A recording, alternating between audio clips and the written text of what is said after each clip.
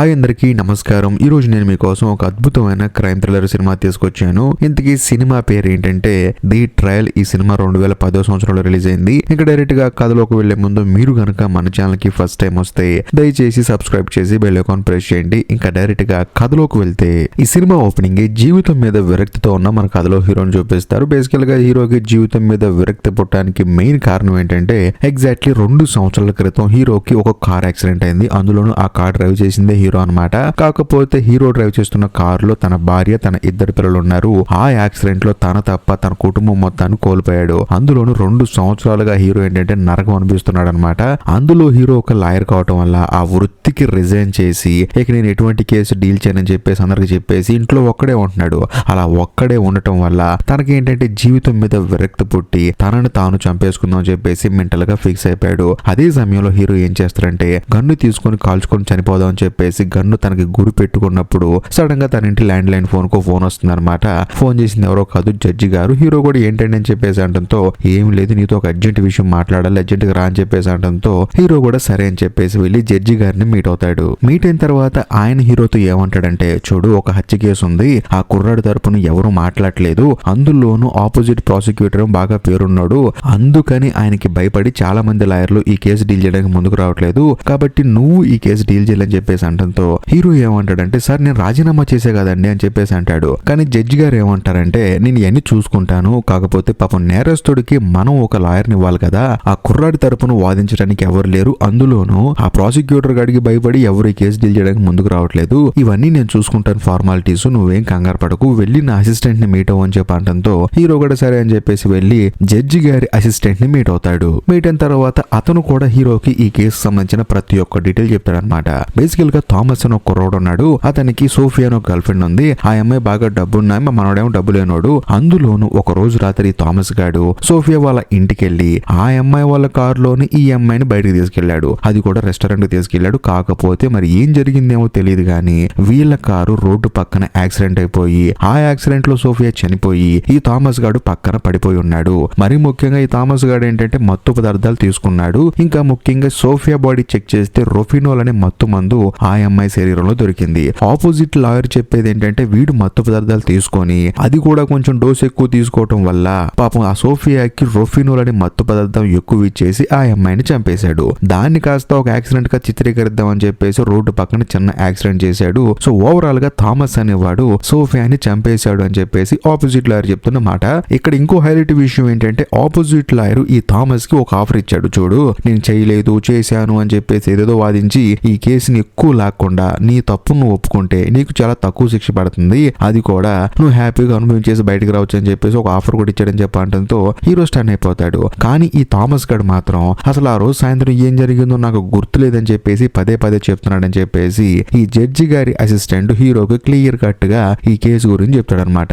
దాంతో హీరో ఏం చేస్తాడంటే డైరెక్ట్ గా జైల్లో ఉన్న థామస్ ని మీట్ అవుతాడు. మీట్ అయిన తర్వాత థామస్ ని హీరో క్వశ్చన్ అడుగుతాడు, అసలు ఆ రోజు ఏం జరిగిందో చెప్పవే బాబు అని చెప్పేసి అంటాడు. దానికి థామస్ ఏమంటాడంటే, నేను నా గర్ల్ ఫ్రెండ్ దగ్గరకు వచ్చానండి, తనని తీసుకెళ్లాను, కానీ ఆ తర్వాత ఏం జరుగుతుందో నాకు తెలియదండి, అందులోనూ నా బాడీలో కూడా మత్తు పదార్థాలు ఎలాగొచ్చో నాకు అర్థం కావట్లేదు, ఇంకా ముఖ్యంగా తన బాడీలోకి రొఫినోల్ ఎలా వెళ్ళిందో నాకు అసలు ఏం అర్థం కావట్లేదు, ఆ రోజు రాత్రి అసలు ఏం జరిగిందో నాకు తెలియదండి అని చెప్పేసి అంటాడు. దాంతో హీరో ఏమంటాడంటే, ఏమయ్యా ఎవడన్నా ఏదైనా చెప్తే కొంచెం నమ్మేలా ఉండాలి, నీవు తీసుకెళ్లిన అమ్మాయి చనిపోయి ఉంది, నువ్వు నాకేం తెలియదని చెప్పేసి అంటున్నావు, ఒక్క మాట చెప్పవయ్యా, నువ్వు ఆ అమ్మాయిని చంపలేదు అంటానికి ఒకే ఒక మాట చెప్పని చెప్పంటంతో ఈ థామస్ ఏమంటాడంటే, సరే అమ్మాయిని నేను ప్రాణానికి ప్రాణంగా ప్రేమించానండి, అలాంటి అమ్మాయిని కారులో తీసుకెళ్లి నేను ఎందుకు చంపేస్తానని చెప్పేసి అంటంతో హీరోకి సడన్ గా తన కుటుంబం గుర్తొస్తుంది అనమాట. బేసికల్ గా ఇప్పుడు హీరో కుటుంబం కూడా కార్ యాక్సిడెంట్ చనిపోయింది కదా, ఇప్పుడు వాళ్ళ కుటుంబం మొత్తాన్ని హీరో చంపినట్టు కాదు కదా, ఆ విషయం హీరోకి గుర్తొచ్చి సరే నువ్వేం కంగారు పడకు, నేను చూసుకుంటా అని చెప్పేసి హీరో అక్కడి నుంచి బయటకు వస్తాడు. వచ్చిన తర్వాత ఈ కేసులో తనకి హెల్ప్ఫుల్ గా ఉండడానికి ఒక 2 అపాయింట్ చేసుకుంటాడు. బేసికల్ గా హీరో ఇంతకు ముందు లాయర్ కదా,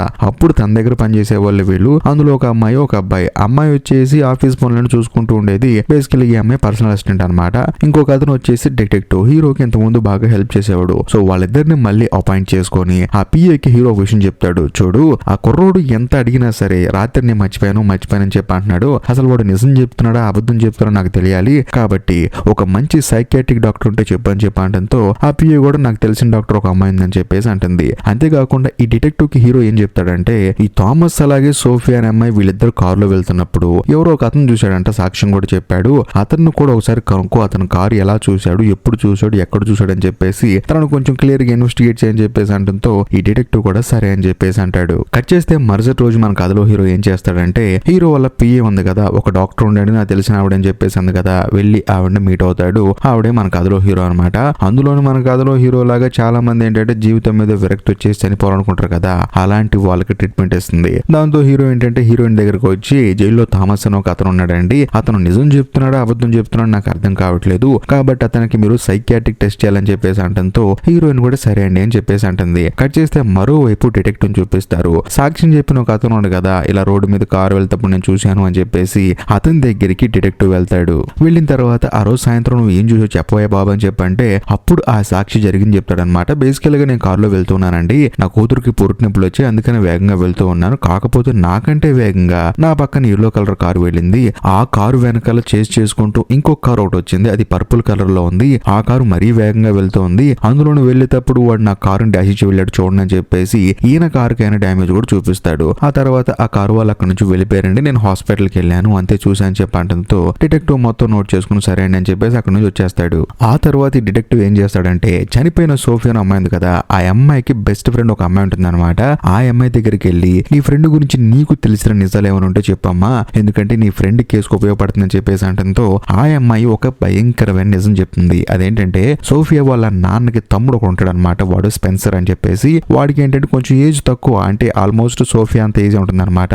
వాడేంటంటే ఈ అమ్మాయిని చాలా ఇబ్బంది పెట్టేవాడని, అలా వాడు పెట్టి ఇబ్బందులు తట్టుకోలేక ఓ రోజు చెంప మీద కొట్టిందని, అయినా సరే వాడు బాగా ఇబ్బంది పెడుతుంటే వాడికి పర్సనల్ గా ఒక లెటర్ రాసి ఇంకోసారి కనుక ఇది రిపీట్ అయితే మాత్రం మా డాడీతో చెప్తానని చెప్పేసి ఒక లెటర్ వాడికి పంపించిందని, మరి ముఖ్యంగా ఈ విషయం వాళ్ళ నాన్నకు కూడా చెప్దామని చెప్పేసి లెటర్ రాసింది, కానీ పంపించిందో లేదో నాకు తెలియదు అని చెప్పేసి ఆ అమ్మాయి ఆ 2 లెటర్లు ఇస్తుంది. అసలు ఈ 2 లెటర్లు ఈ అమ్మాయి దగ్గర ఎందుకున్నాయి అంటే, ఆ సోఫియా అనే అమ్మాయి ఆ లెటర్ల మొత్తాన్ని టైప్ చేసి కాపీ చేసి పంపించింది ఈ అమ్మాయి కంప్యూటర్ లోనే, అందుకని ఈ అమ్మాయి దగ్గర కాపీలు ఉన్నాయి. సో దాంతో ఈ అమ్మాయి ఏం చేస్తుందంటే డిటెక్టివ్ కి ఆ లెటర్లు ఇస్తుంది. దాంతో ఆయన కూడా సరేనమ్మా థ్యాంక్ యూ అని చెప్పేసి అక్కడ నుంచి వచ్చేస్తాడు. కట్ చేస్తే మరుసటి రోజు హీరోయిన్ ఏం చేస్తుందంటే థామస్ ని టెస్ట్ చేస్తూ ఉంటుంది అనమాట.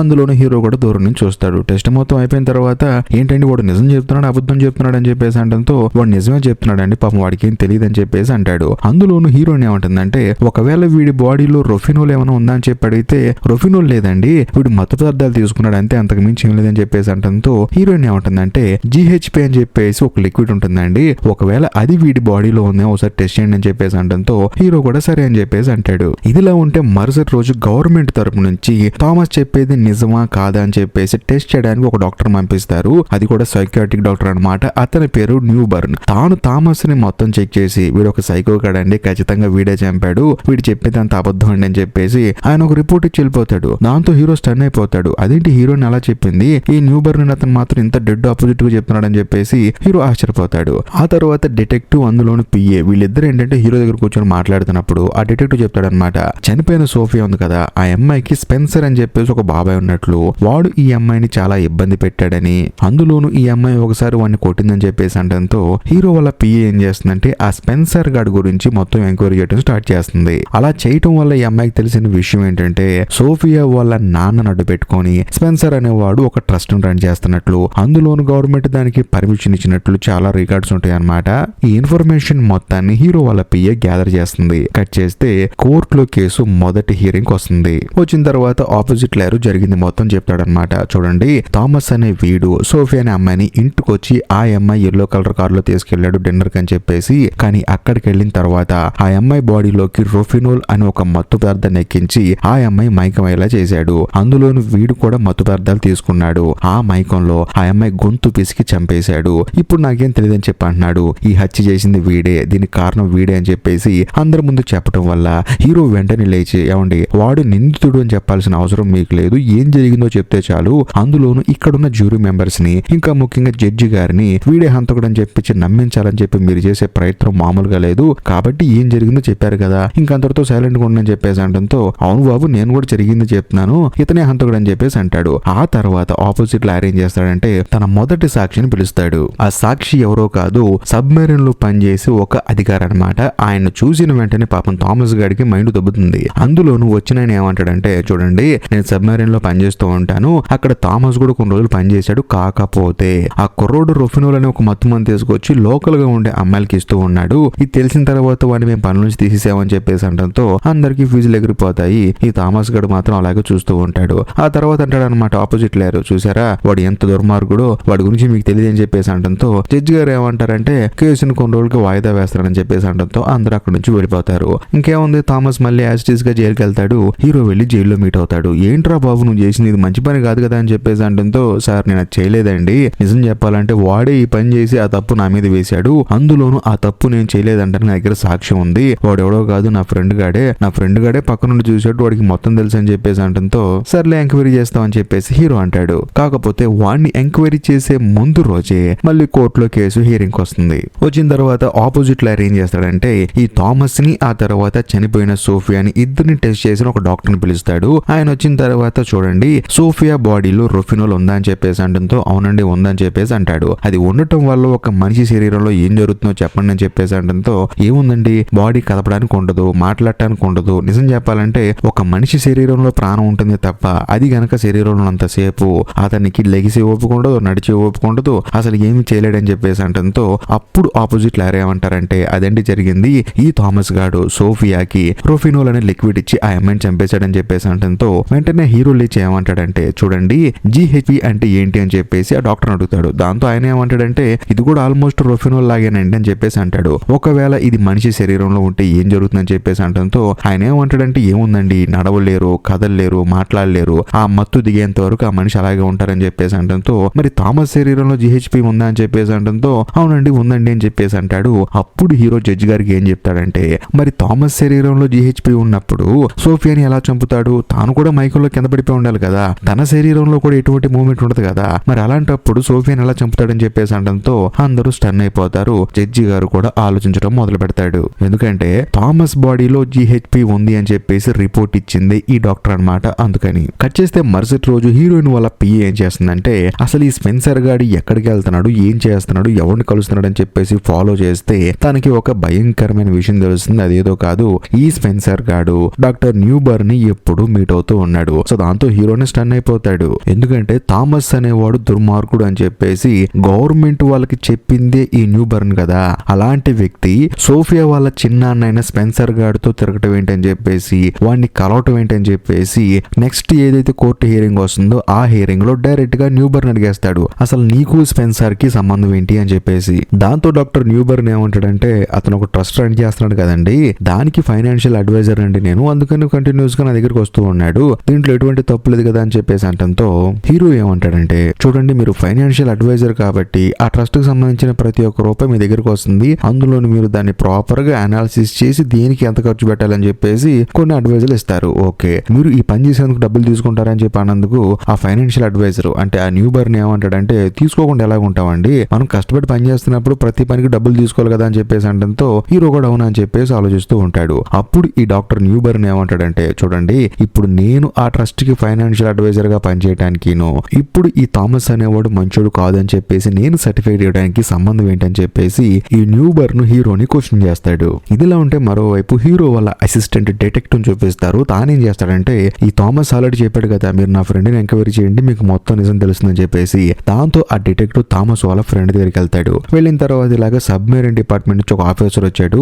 అతను ఏమంటున్నాడంటే థామస్ అనేవాడే రొఫినోల్ అనే మత్తు మందుని అక్కడ ఉన్న అమ్మాయిలకి ఇస్తున్నాడని చెప్పాడు, ఇది ఎంతవరకు నిజం అని చెప్పడంతో ఈ థామస్ వాళ్ళ ఫ్రెండ్ ఏమంటాడంటే లేదండి ఆ ఆఫీసర్ చాలా దుర్మార్గమైన వాడు, నిజం చెప్పాలంటే వాడే ఈ తప్పులన్నీ చేసి పాపం థామస్ మీద నేరం నెట్టాడు, అందులోనూ అది దగ్గర నుంచి చూసిన నన్ను కూడా బెదిరించాడు, ఇంకా ముఖ్యంగా నేను వేరే వాళ్ళకి చెప్తానని చెప్పేసి డౌట్ వచ్చేసి నన్ను కూడా మెరైన్ డిపార్ట్మెంట్ నుంచి తీసి అవతల పడేశాడు, దాని తర్వాత నేను ఫైనాన్షియల్ గా చాలా స్ట్రగుల్స్ ఫేస్ చేశాను, అందుకనే కొంచెం ఫేక్ చెక్కులు బ్యాంకులు ఇచ్చి డబ్బులు తీసుకోవడం అప్పులు చేసి ఎగ్గొడడం ఇలా చేస్తూ ఉన్నాను, అందుకనే మీరు నా దగ్గరకు వచ్చినా కూడా భయపడుతూ ఉన్నానని చెప్పేసి అంటంతో ఈ డిటెక్టివ్ ఏమంటాడంటే సరే ఏదైనా సరే జరిగిందో జరిగిపోయింది నువ్వేం కంగారు పడకు, కాకపోతే నువ్వు కనుక ఇప్పుడు కోర్టుకు వచ్చి థామస్ మంచోడు ఆ పై అధికారి ఇదంతా చేశాడని చెప్పేసి నువ్వు కోర్టులో సాక్ష్యం చెప్పావు అనుకో నీ ఫ్రెండ్ బయటకు వస్తాడు, అందులోనూ నువ్వు కూడా తప్పు చేయలేదని చెప్పేసి ఆ డిపార్ట్మెంట్ తెలుస్తుందని చెప్పి అంటంతో మనోడు కూడా సరే అంటాడు. అందులోనూ హీరో వాళ్ళ డిటెక్టివ్ ఏం చేస్తాడంటే ఇప్పుడు ఒక సాక్షి ఉన్నాడు కదా, ఎల్లో కలర్ కారు నేను రోడ్డు మీద చూశాను, అందులోనూ పర్పుల్ కలర్ కారు నా కారు డాష్ ఇచ్చి వెళ్ళిపోయిందని చెప్పన్నాడు కదా, అతన్ని కూడా కోర్టుకి తీసుకొస్తాడు. అతను కూడా జరిగింది మొత్తం చెప్తాడు. అందులోనూ పాపం థామస్ అమాయకుడు అనే రేంజ్ లో చెప్తాడనమాట. ఇంకా ముఖ్యంగా థామస్ ఫ్రెండ్ ఉన్నాడు కదా తాను కూడా వచ్చి కోర్టులో సాక్ష్యం చెప్తాడు. చెప్తాడు. కానీ ఆపోజిట్ లాయర్ మాత్రం దీన్ని మొత్తాన్ని మార్చి చెప్తాడు. ఇంకా ముఖ్యంగా ఫస్ట్ హీరోయిన్ వచ్చి చెప్తుంది అనమాట, థామస్ చాలా అమాయకుడు అండి, నేను కూడా టెస్ట్ చేశాను, అతను నిజమే చెప్తున్నాడు అని చెప్పేసి అంటంతో అప్పుడు ఆపోజిట్ లాయర్ ఏమంటాడంటే, ఈ అమ్మాయి హీరోకి బాగా క్లోజ్ అండి, వీళ్ళిద్దరు మంచి ఫ్రెండ్స్, పర్సనల్ విషయాలు కూడా మాట్లాడుకుంటున్నారు ఈ మధ్య, ఈ అమ్మాయి చెప్పిన సాక్ష్యం ఎలా చెల్లుద్దని చెప్పేసి హీరోయిన్ ని పక్కన కూర్చోబెడతాడు. ఆ తర్వాత థామస్ ఫ్రెండ్ ఒక అతను సాక్ష్యం చెప్పాడు కదా, అతని గురించి చెప్పడం స్టార్ట్ చేస్తాడు. బేసికల్ గా వీడు అక్కడ ఉద్యోగం పోయిన తర్వాత, అక్కడ తనని బయటికి నెట్టేసిన తర్వాత బయటకు వచ్చేమన్నా గౌరవంగా బతికాడా, చాలా చోట్ల అప్పులు చేశాడు, అందులోనూ ఫేక్ బ్యాంక్ చెక్కులు బ్యాంకుల్లో ఇచ్చి డబ్బులు తీసుకున్నాడు, చాలా మంది దగ్గర అప్పు చేశాడు. సో ఇలా కంటిన్యూస్ గా అబద్ధాలు చెప్పే వాడి దగ్గర ఇప్పుడు మీరు సాక్ష్యం వింటాం, ఆ సాక్ష్యం నిజం అని చెప్పి నమ్మటం మీకే తెలియాలని చెప్పేసి థామస్ వాళ్ళ ఫ్రెండ్ ను కూడా ఈ ఆపోజిట్ లాయర్ ఏమంటాడంటే, ఇలాంటి వాళ్ళు చెప్పే సాక్ష్యాలు చలవని చెప్పేసి తనని పక్కకు పంపించేస్తాడు. ఇలా కాదని చెప్పేసి హీరో ఏం చేస్తాడంటే డైరెక్ట్ గా సోఫియా వాళ్ళ నాన్ననే పిలుస్తాడు, అంటే చనిపోయిన అమ్మాయి వాళ్ళ నాన్న పిలుస్తాడు. పిలిచిన తర్వాత సోఫియా వాళ్ళ నాన్నకి రాసిన లెటర్ ని తనకి ఇస్తాడనమాట. బేసికల్ గా ఇప్పటి వరకు ఆ లెటర్ చదవలేదు, అసలు ఆయనకి రీచ్ కూడా అవ్వలేదు. అందులో చనిపోయిన సోఫియా ఏం రాస్తుందంటే, నాన్న స్పెన్సర్ చాలా ఇబ్బంది పెడుతున్నాడు నన్ను, నువ్వే నన్ను కాపాడాలి, నా వల్ల కావట్లేదు, మరి ఓవర్ చేస్తున్నాడని చెప్పేసి తన బాధ మొత్తాన్ని ఆ లెటర్ లో రాస్తుంది. అదంతా చదివిన తర్వాత సోఫియా నాన్న ఎంతగానో బాధపడతాడు, నా కూతుర్ని నా తమ్ముడు ఎందుకు ఇబ్బంది పెట్టాడు, ఎలాంటి ఇబ్బంది పెట్టాడని చెప్పేసి ఆయన బాధపడుతూ ఉంటాడు. ఎందుకంటే ఆయన కూడా ఇప్పుడే తెలిసింది. కాకపోతే హీరో వ్యక్తం చేసిన డౌట్ ఏంటంటే, సోఫియా వాళ్ళ చిన్నాన్న అంటే ఈ స్పెన్సర్ గాడే మొత్తానికి అమ్మాయిని ఏదో చేసి ఉంటాడు, చంపేసి ఉంటాడు. అలా చంపేసిన తర్వాత ఆ నేరాన్ని థామస్ మీద నెట్టేస్తున్నాడు, ఎందుకంటే తన మీదకి రాకూడదని చెప్పేసి అంటంతో అప్పుడు సోఫియా వాళ్ళ నాన్న ఏమంటాడంటే, లేదు లేదు, నా కూతురు ఏ రోజు వచ్చి చనిపోయిందో ఆ రోజు నా తమ్ముడు నాతోనే ఉన్నాడని చెప్పేసి అంటంతో హీరో కొంచెం కన్ఫ్యూజ్ అవుతాడు. ఓకే, వీడు అక్కడుంటే సోఫియాని చంపింది ఎవరై ఉంటారని చెప్పేసి హీరో ఆలోచిస్తూ ఉంటాడు. ఆ తర్వాత వెంటనే ఏం చేస్తాడంటే స్పెన్సర్ ని బోన్ లోకి పిలుస్తాడు. వచ్చిన తర్వాత ఈ సోఫియా తనకు రాసిన లెటర్ నుంచి చదవండి అని చెప్పేసి అంటంతో, చూడండి, నాకు నాన్న కూతురికి 100 ఉంటాయండి, మీరేమో ఆ అమ్మాయి నన్ను కొట్టింది అని చెప్పేసి అందరికి ప్రచారం చేశారు, కాకపోతే ఆ అమ్మాయి నన్ను కొట్టలేదు, క్రిస్మస్ పార్టీలో అందరూ సరదాగా డాన్స్ చేస్తున్నప్పుడు అనుకోకుండా ఆ అమ్మాయి చేయదగిలిందండి, అంతకు మించి మీరు ఆ అమ్మాయి నన్ను కొట్టింది, నా వల్ల ఇబ్బంది పడిందంటే మాత్రం చనిపోయి సమాధిలో ఉన్న ఆ అమ్మాయి దగ్గరికి వెళ్ళి అడగండి అని చెప్పేసి చాలా ఎటకారంగా సమాధానం చెప్తాడు. అందులోనూ కోర్టులో ఎవ్వరికి అస్సలు భయపడకుండా ఉంటాడు. ఇది చూసిన తర్వాత హీరో ఆశ్చర్యపోతాడు, వీడు మామూలుడు కాదు అని చెప్పేసి. ఆ తర్వాత హీరో స్పెన్సర్ ని ఏమంటాడంటే, చూడండి, ఈ సోఫియా అనే అమ్మాయి చనిపోవడానికి 2 రోజుల ముందు $55,000 మీరు ఎవరికో ట్రాన్స్ఫర్ చేశారు, అసలు దాని గురించి చెప్తారని చెప్పడంతో, చూడండి, అది బిజినెస్ సంబంధించిందండి, నేను చాలా చోట్ల ఇన్వెస్ట్ చేస్తూ ఉంటాను, కొన్ని చోట్ల డబ్బు సంపాదించుకుంటాను, కొన్ని చోట్ల డబ్బు పోగొట్టుకుంటూ ఉంటాను, దానికి దీనికి ఎటువంటి సంబంధం ఉందండి, మీరు నా బిజినెస్ విషయాలు అడిగితే నేను ఎలా చెప్తాను, నాకంటూ కొన్ని రూల్స్ అండ్ రెగ్యులేషన్స్ ఉంటాయి, ఇప్పుడు నా కాంపిటీటర్స్ అందరూ ఇదంతా వినేసి నా మీద ఎక్కువ డబ్బులు సంపాదించేస్తారు, అప్పుడు నేను నష్టపోతానని చెప్పేసి అనడంతో హీరో సైలెంట్ అయిపోతాడు. సో ఓవరాల్ గా కేసు ఏమవుతుందంటే, అక్కడ కొంతమంది జ్యూరీ మెంబర్స్ ఉంటారనమాట, అంటే మనలా కాకుండా అక్కడ కొంతమంది జ్యూరీ మెంబర్స్ ఉంటారు, వాళ్ళు ఏంటంటే కేసు ఫస్ట్ నుంచి లాస్ట్ దాకా ఫాలో చేస్తూ ఉంటారు, వాళ్ళందరూ కలిసి ఒక నిర్ణయానికి వస్తారు, ఎవరు హంతకుడు ఎవరు నిరపరాధి అని చెప్పేసి. దాంతో జడ్జి గారు, ఈ హీరో, ఆ తర్వాత ఆపోజిట్ లాయర్ వీళ్ళందరూ ఏమంటారంటే జ్యూరీ మెంబర్స్ ని చెప్పమంటారు. సో వాళ్ళు ఏం చెప్తారంటే, ఏం లేదండి, ఈ థామస్ గాడే ఆ సోఫియాని తీసుకెళ్లి చంపేశాడు అని చెప్పేసి జ్యూరీ మెంబర్స్ తేల్చి చెప్పేస్తారు. ఆ తర్వాత ఇదంతా విన్న తర్వాత జడ్జి గారు కూడా థామసే ఈ హత్య చేశాడని చెప్పేసి తనకి జీవిత ఖైదు శిక్ష విధిస్తారు. మొత్తం మీద హీరో కేసు ఓడిపోయాడు. దాంతో హీరో ఏం చేస్తారంటే, ఆ బాధ తట్టుకోలేక హీరోయిన్ దగ్గర కూర్చొని తన బాధ మొత్తం చెప్పుకుంటాడు. అందులో తన ఒక డాక్టర్ కదా, సైకియాట్రిక్ డాక్టర్ కదా, తన మనసులో ఉన్న బాధ మొత్తాన్ని తీసేస్తుందని చెప్పేసి హీరో తనకి తన ప్రాబ్లం మొత్తం చెప్పుకుంటాడు. హీరోయిన్ కూడా తనకి ధైర్యం చెప్తుంది. అందులోని హీరో ఈ సినిమా స్టార్టింగ్ లో చనిపోదాం అనుకున్నాడు కదా, ఆ ఆలోచనల నుంచి హీరోని బయటికి తీసుకొస్తుంది. కరెక్ట్ గా అదే సమయంలో హీరోయిన్ వాళ్ళ పిఏ ఉంది కదా, ఒక లేడీ, ఆవిడ ఏం చేస్తుందంటే ఒక అద్భుతమైన ఇన్ఫర్మేషన్ తీసుకొని హీరో దగ్గరకు వస్తుంది. ఆ ఇన్ఫర్మేషన్ ఏంటంటే, ఇప్పుడు సోఫియా వాళ్ళ నాన్న తమ్ముడు స్పెన్సర్ ఉంది కదా, తానేంటి ఒక ట్రస్ట్ ని రన్ చేస్తున్నాడు, కానీ ఆ ట్రస్ట్ కు ఓనర్ ఎవరు, సోఫియా వాళ్ళ నాన్న. కాకపోతే ఈ ట్రస్ట్ నుంచి 5 డమ్మీ కంపెనీలకి ప్రతి నెల డబ్బులు వెళ్తూ ఉన్నాయి. కానీ ఇక్కడే ఒక హైలైట్ విషయం ఏంటంటే, ఆ 5 డమ్మీ కంపెనీలకి ఓనర్ ఎవరు తెలుసా, డాక్టర్ న్యూబర్న్. అంటే థామస్ అనేవాడు దుర్మార్గుడు అని చెప్పేసి ఫస్ట్ నుంచి బల్ల గుద్దు చెప్తున్న ఆ డాక్టరే ఈ 5 డమ్మీ కంపెనీలకి ఓనర్. సో ఈ ట్రస్ట్ ద్వారాగా స్పెన్సర్ గారి సహాయంతో ప్రతి నెల ఈ డాక్టర్ న్యూబర్న్ కి డబ్బులు వస్తూనే ఉన్నాయి. అప్పుడు హీరోకి వచ్చే డౌట్ ఏంటంటే, ఈ స్పెన్సర్ అనేవాడు ఈ సోఫియా వాళ్ళ నాన్న దగ్గర నుంచి, అంటే వాళ్ళ అన్నయ్య దగ్గర నుంచి డబ్బులు కొట్టేస్తున్నాడు అని చెప్పేసి ఒక డౌట్ వస్తుంది. అందులోని హీరో తన పిఏకి ఏం చెప్తాడంటే, నువ్వు అర్జెంట్ గా ఆ 5 డమ్మీ కంపెనీలకు సంబంధించిన డాక్యుమెంట్లు మొత్తం న్యూబర్న్ ని సబ్మిట్ చేయమని చెప్పని చెప్పని చెప్పేసి తన పిఏకి చెప్తాడు. ఇంకా ముఖ్యంగా కేసు మళ్ళీ రీఓపెన్ చేస్తాడు. ఇదిలా ఉంటే మరోవైపు హీరో వాళ్ళ అసిస్టెంట్ డిటెక్టివ్ ఒక అతను కదా, అతను ఏం చేస్తాడంటే ఇంతకు ముందు సాక్షి చెప్పాడు కదా పర్పుల్ కలర్ కారు ఒక కారు ఈ ఎల్లో కలర్ కారుని చేస్ చేసింది, ఆ కారు అనుకోకుండా నా కారుని కూడా డాష్ ఇచ్చి వెళ్ళిపోయింది అని చెప్పేసి ఆ కారుని వెతుకుతూ ఉంటాడు. వెతికితే ఒక చోట కారు కనిపిస్తుంది. కాకపోతే అది కూడా సెకండ్ హ్యాండ్ కార్లు అమ్మే చోట కనిపిస్తుంది అనమాట. ఆ కారు, ఈ కారు ఎవరిది, ఈ కారు ఓనర్ ఎవరు, ఈ కారు ఇక్కడికి ఎప్పుడు వచ్చిందని చెప్పేసి మొత్తం ఎంక్వైరీ చేసి ఆ కారు ఓనర్ కోసం అని చెప్పేసి ఆ అడ్రస్ కనుక్కొని ఆ ఇంటికి వెళ్ళి చూస్తే కరెక్ట్ గా అదే సమయంలో డాక్టర్ న్యూబర్న్ ఏం చేస్తాడంటే ఈ పర్పుల్ కలర్ కారు ఓనర్ ఇంట్లోంచి బయటకు వచ్చి అక్కడి నుంచి వెళ్ళిపోతాడు. కట్ చేస్తే మరోవైపు మన కథలో హీరోని చూపిస్తారు. హీరో దగ్గరికి డాక్టర్ న్యూబర్న్ ఉన్నాడు కదా, తానేంటంటే తను అడిగిన ప్రతి ఒక్క డాక్యుమెంట్ తీసుకొని వస్తాడు. ఎందుకంటే ఆల్రెడీ తన పిఏకి చెప్పాడు కదా ఈ న్యూబర్న్ దగ్గర అతని ఏదైతే కంపెనీలకి ఓనర్ గా ఉన్నాడో 5 ఫేక్ కంపెనీలకి వాటికి సంబంధించిన డాక్యుమెంట్స్ తీసుకొని రమ్మని చెప్పేసి, అందుకని ఈ న్యూబర్న్ కూడా ఆ 5 కంపెనీలకు సంబంధించిన డాక్యుమెంట్స్ తీసుకొని డైరెక్ట్ గా హీరో దగ్గరకు వస్తాడు. కరెక్ట్ గా హీరో దగ్గరకు వచ్చి చూస్తే హీరో ఏమో కాఫీ తాగుతూ ఉంటాడు. నాకు కూడా కాఫీ అని చెప్పేసి అంటంతో హీరో కూడా సర్లే పెద్ద ఆయన అడిగాడు కదా అని చెప్పేసి లోపలికి వెళ్ళి కాఫీ పెట్టుకొని చక్కగా తీసుకొచ్చి ఆ కాఫీ న్యూబర్న్ కి ఇచ్చి అప్పుడు హీరో అంటాడు అనమాట, చూడండి ఇప్పుడు నేను మిమ్మల్ని అడిగి ఈ డాక్యుమెంట్లన్నీ సెట్ చేసుకొని మొత్తం చూసి ఇదంతా ఎందుకండి, అసలు ఏం జరుగుతుందో మీరే చెప్పండి, ఒక క్లారిటీ వచ్చేస్తుంది. ఈ స్పెన్సర్ గాడు ఈ ట్రస్ట్ ద్వారాగా మీ 5 ఫేక్ కంపెనీలకి డబ్బులు ఎందుకు ఇస్తున్నాడు అని చెప్పేసి అంటంతో అప్పుడు ఆ న్యూబర్న్ కి అర్థమవుతుంది, ఓకే నువ్వు ఇక్కడికి రప్పించిందే ఎందుకు అని చెప్పేసి, ఇప్పుడు నువ్వు స్పెన్సర్ దగ్గరికి వెళ్ళి ఎందుకు నువ్వు మీ అన్ని దగ్గర డబ్బులు కొట్టేస్తున్నావు అని చెప్పేసి ఇద్దరిని నిలబెట్టి అడిగావు అనుకో, ఇప్పుడు వాళ్ళిద్దరు కలిసి మా ఇద్దరి దగ్గర డబ్బులు ఎందుకు దొబ్బేస్తున్నావు అని చెప్పేసి నన్ను అడుగుతారని చెప్పేసి ఈ న్యూబర్న్ గాడు కొత్త విషయం చెప్తాడు హీరోకి. ఇది విన్న తర్వాత హీరోకి మైండ్ బ్లాక్ అయిపోతుంది. అదేంటి నిన్నెందుకు అడుగుతారు అని చెప్పేసి. కాకపోతే హీరోకి సడన్ గా అప్పుడే మైకం వచ్చేసి కింద పడిపోతాడు. ఇప్పుడు మనకు అర్థమయ్యే విషయం ఏంటంటే పాపం థామస్ గడ్ గాని లేకపోతే సోఫీ వాళ్ళ చిన్నాన్న ఈ స్పెన్సర్ గడ్ గాని వీళ్ళు కాదు హంతకులు. అసలైన హంతకుడు ఈ డాక్టర్ న్యూబర్న్. అసలు ఏం జరిగిందంటే మామూలుగా థామస్ గడ్ పాపం క్యాజువల్ గా తన గర్ల్ ఫ్రెండ్ సోఫియాని తీసుకొని బయటికి వెళ్దాం అని చెప్పేసి వాళ్ళ కార్లోని క్యాజువల్ గా బయటికి వెళ్ళాడు. కానీ ఈ న్యూబర్న్ ఏం చేశాడంటే వాళ్ళ మనుషులను పంపించి వాళ్ళు రెస్టారెంట్ లో భోజనం చేస్తున్నప్పుడు సోఫియా తాగే డ్రింక్ లోనేమో రొఫినోల్ కలిపాడు, అందులోను థామస్ తాగే డ్రింక్ లోనేమో జిహెచ్పి కలిపాడు. ఆ తర్వాత వీళ్ళిద్దరు భోజనం చేసి సరదాగా బయటికి వెళ్ళినప్పుడు వీళ్ళు వెళ్లేటప్పుడే వీళ్ళకి కొంచెం మైకంగా ఉంది. దాంతో మానవుడు ఏంటంటే మైకంగా ఉందని చెప్పేసి కారు రోడ్డు పక్కన ఆపాడు. కానీ వీళ్ళని డాక్టర్ న్యూబర్న్ మనుషులు పర్పుల్ కలర్ కార్ లో ఫాలో చేసుకుంటూ వచ్చి అక్కడే మైకంలో ఉన్న పాపం సోఫియాని చెంబవతలు పడేసి ఈ థామస్ గాడి ఇదంతా చేశాడని చెప్పేసి వాడికి మత్తు పదార్థాలు తినిపించి మైకంలో ఇదంతా చేశాడు అని చెప్పేసి న్యూబర్న్ గాడు ప్లాన్ వేసి మరి క్రియేట్ చేశాడు. అది సంగతి. పాపం ఆ అమ్మాయి అలా చనిపోయింది. సో ఓవరాల్ గా థామస్ అనేవాడు నిరపరాధి. అసలు మరి ఇదంతా ఎందుకు చేశాడు అని డౌట్ మీకు రావచ్చు కదా. ఎందుకేముంది, డబ్బు కోసం. ఆ డబ్బు ఎలా వస్తుందంటే సోఫియా వాళ్ళ నాన్న తమ్ముడు స్పెన్సర్ ట్రస్ట్ పెట్టాడు.